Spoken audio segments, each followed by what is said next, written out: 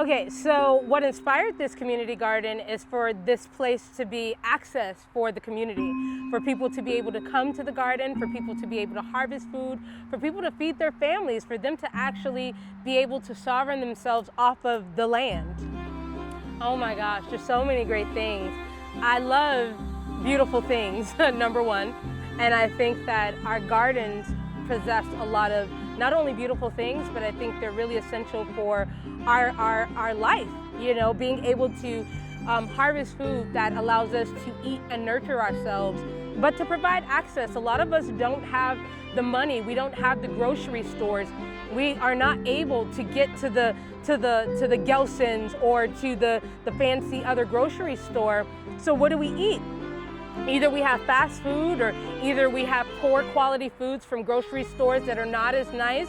And so in order for us to be able to, you know, feed our bodies and to be able to have good eating habits and to not have illnesses, you know, we need to be able to have food in the garden. And I think that's the most important part of why I love the garden, is because it nurtures not only our body, but it nurtures our souls, it nurtures our minds, and we get to build community. We get to see all the different community members come out, and we get to essentially be a family. Oh my gosh, a food forest would solve so many problems for us. Right now, we are in a pandemic, right? And so we forget that while millions of people, there's only 4 million people here in the city of Los Angeles, but I would say a good third of those people are probably low income, which means that if they can't work, they can't eat, right? How are they gonna feed their families? Think about a family of 4. And so if we had a forest where people could actually come to harvest their food, be able to choose other foods, be able to grow other foods, it would solve a lot of problems for those basic needs for families inside their homes.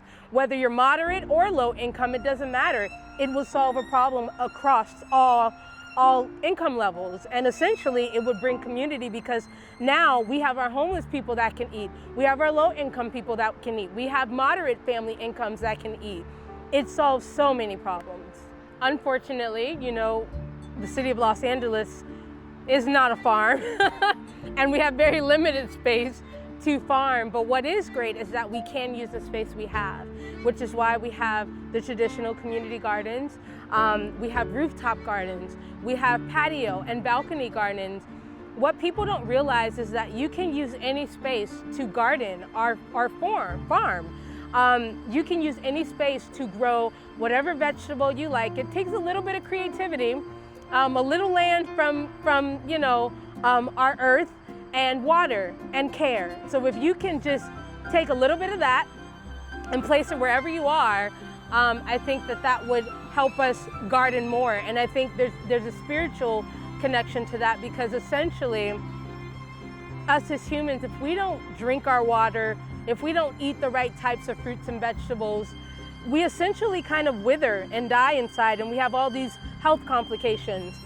But if we do eat from the land, if we do water, then we get to live and we get to prosper. We as humans are very much like those plants, and in order for our environments to flourish, we mentally have to flourish. And I think part of that is getting in the garden, putting our hands on the soil, feeling that richness and that wealth, and using that to continually build our economy, because essentially a farm and a garden is wealth.